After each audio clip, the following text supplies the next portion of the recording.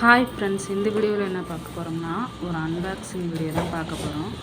ஆக்சுவலாக இன்றைக்கி நான் கிச்சனுக்கு இந்த டப்பாலாம் வச்சுக்கிறதுக்காக மீஷோவில் ஒரு இது அதை ஆர்டர் பண்ணி வைக்கிறதுக்காக மீஷோவில் நான் ஆர்டர் பண்ணியிருந்தேன்.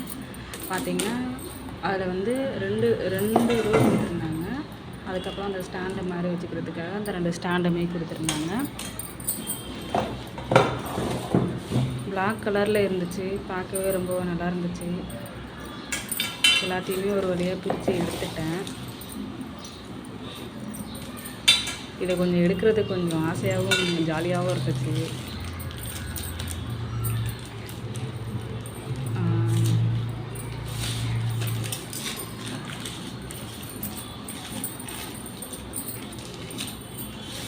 பார்த்தீங்களா, அழகாக வந்துருச்சு.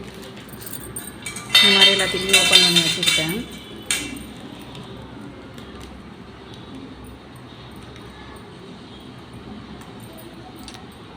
அந்த இடம் கொஞ்சம் டைட்டாக இருந்துச்சு, அதனால தான் எனக்கு கொஞ்சம் கஷ்டமாகிடுச்சு அந்த இடம் மட்டும் பிரிக்க.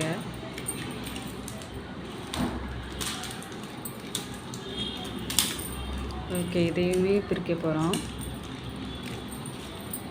பிரிச்சு ஓகே, ஒரு வழியாக இதையுமே பிரித்து எடுத்துட்டோம்.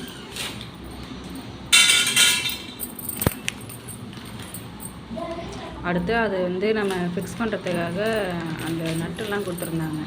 சரி, ஃபிக்ஸ் பண்ணாமன்னு சொல்லிட்டு அந்த நட்டை எல்லாத்தையுமே ஓப்பன் பண்ணி எடுத்துக்கிட்டேன். இது ஓப்பன் பண்ணதுக்கப்புறம் என்னான்ட்டா, எனக்கு இது எப்படி ஃபிக்ஸ் பண்ணுறதுனே தெரியல.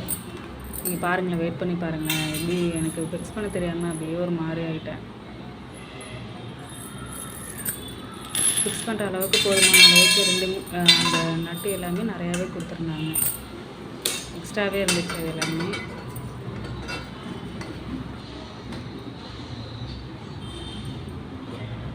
பாருங்கள், வச்சு பார்ப்பேன். ஆனால் என்னால் அது யாருன்னா ஒரு ஆள் கூட இருந்திருந்தாங்கன்னா கண்டிப்பாக என்னால் இது ஃபிக்ஸ் பண்ண முடிஞ்சிருக்கும்.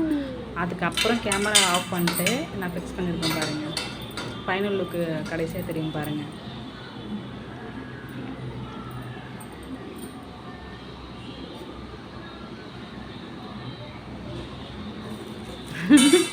சாஞ்சிருச்சு.